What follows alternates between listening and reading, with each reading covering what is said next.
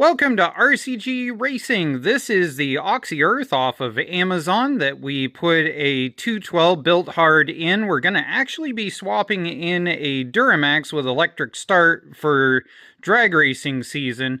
But, well, I've got everything up and running and working great.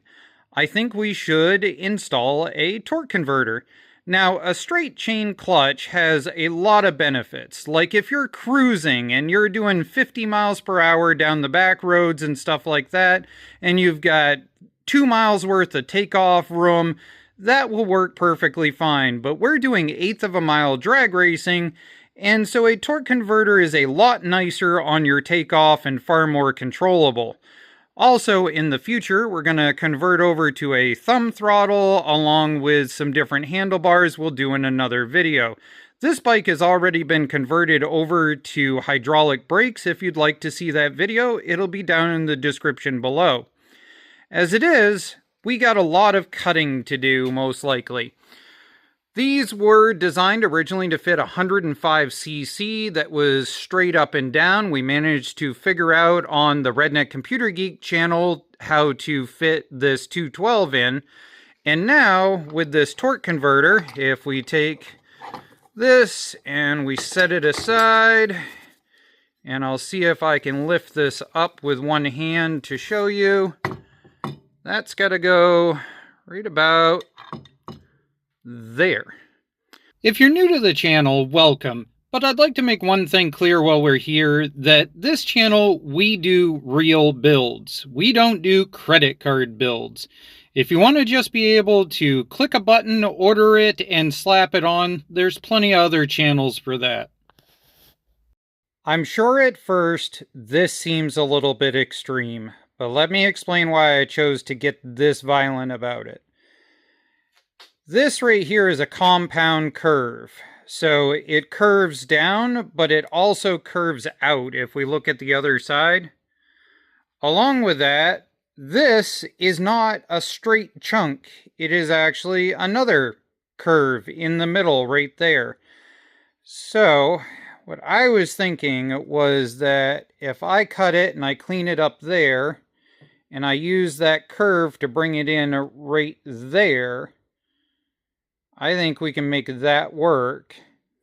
And then maybe use this chunk and weld whatever's left over of this together, maybe, to make a reinforcement right there. That's what I'm thinking. First lineup attempt, not so good. We're hitting the frame there. We're hitting that right there. That is the line for the hole that we should be lining up with. That's where the hole is. This whole thing needs to come down about 1 inch, which means the whole engine has got to come up on risers about 1 inch. That's not too bad. A drill press, a few minutes with some scrap iron, we're all set. The problem we're having is that's my airbox clearance, about 3/8 of an inch. And I already pulled the exhaust off because I know once I lift it, the exhaust is going to hit, because that only had about 3/8 of an inch right there also. Now we're trying to take this racing in a stock as possible form, so I don't know. Maybe I'll take the muffler and kind of kitty it a little bit or something so that we can bolt it on enough in order to go make a couple of stock runs and then rip it off. I mean, literally a piece of EMT conduit is better than the stock exhaust. So we're going to make an EMT conduit chunk. This will be in another video. This is just a scrap piece I grabbed. But I'm thinking something along those lines. But it doesn't do me any good till I get the engine where it needs to be. Like I promised, we took the straight piece with the weird crooked end. We cut the end off. Got it spliced in from there to there. We do have this gap here that I probably will just peen it down in after I weld both sides and the bottom. But I think that's going to be good from there to there. Once everything is established, I will probably put another chunk of something from here to here. There we go, that's looking pretty good. I didn't film putting that piece in because it's pretty self-explanatory. Basically, I hunted around till I found something that was the same wall thickness and cleaned it up and put it in. We gotta put the riser piece underneath on that end and that end, and in theory we should clear that. If not, we're gonna have to cut that and put a piece in right there. And I'm really hoping not to have to play that game, because then we're getting into the engine cradle also. An old school AZ plate off of Amazon. They're like 18 bucks. I'll post a link.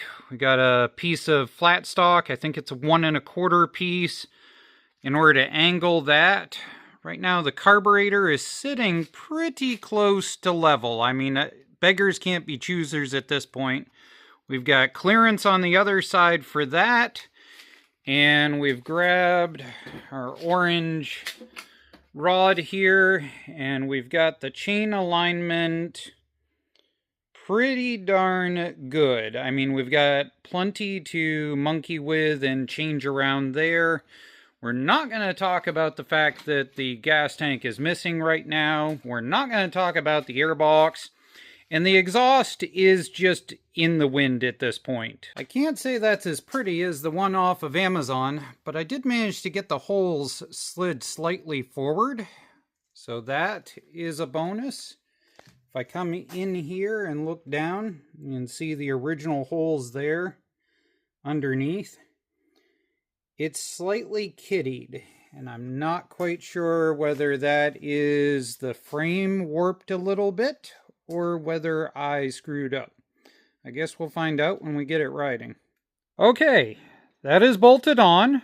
We have clearance.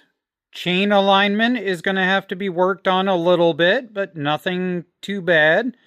We have enough room here for a starter for when we drop the Duramax with the starter into this thing next. And I was like, hey, I bet that exhaust would work. Nope, I couldn't get that lucky. So, just like everything, it's going to have to all be custom. But, we're getting closer. I should, tomorrow, be able to figure out a gas tank, which I was debating one of those micro tanks anyway, because drag racing. So I'm thinking micro tank right about here. That way battery can go here when I put the electrical one in and still be able to access anything in the top and be able to do valves. I tried the exhaust that we run on the dragster when they're fully jetted out, and it goes right directly into this pipe. So no matter what, this is going to get custom. Now, we've got the drag racing tank on there. The original stock tank is actually almost 4 pounds, so it's a pretty significant loss. If we're at the drag strip, I can probably put like 4 pounds worth of dummy weight in my pocket and we can go for a run just to see if it makes a difference. But in the grand scheme of things, I really don't think it will.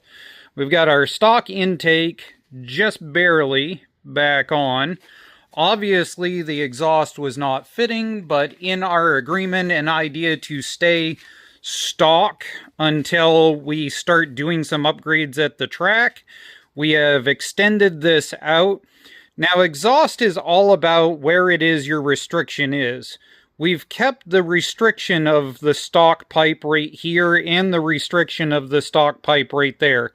The EMT conduit is actually a little bit bigger than stock pipe, but the restrictor is still there, so it should act exactly the same. I get a lot of people asking about chain alignment. And the thing about chain alignment is that if I have all of this loose and I wedge it right up against here, like it is right now, and I come over here and I aggressively spin the rear tire,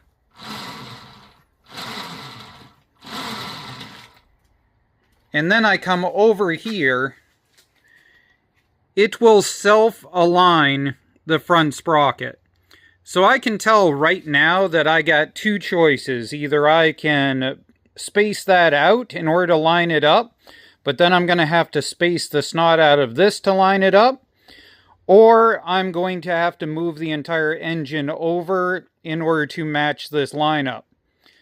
It is what it is. I gotta figure out what to do and get this thing thrown together.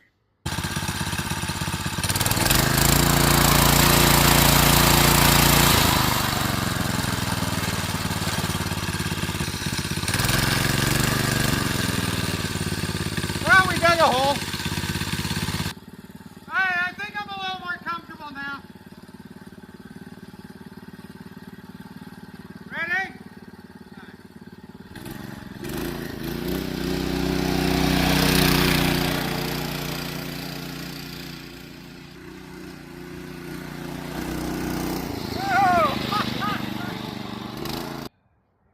Let's be honest, we already knew it was going to be ironically slower with the CVT than it is with the chain clutch.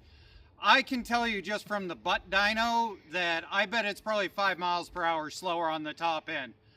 But the launch is much nicer. The thing about this is right now we're still on the governor. We're only at 3,600 RPM, and a CVT really honestly doesn't do anything until you hit like 5 grand. So we knew it was going to probably be slower, but when we get to the track and we're having issues with controlling the launch with the clutch, we can switch to the CVT and start upping the ante on the engine. That's the reason why we did all of this. We've got a built engine to go and throw in when we're at the track, plus monkeying with this one. So we'll see what happens.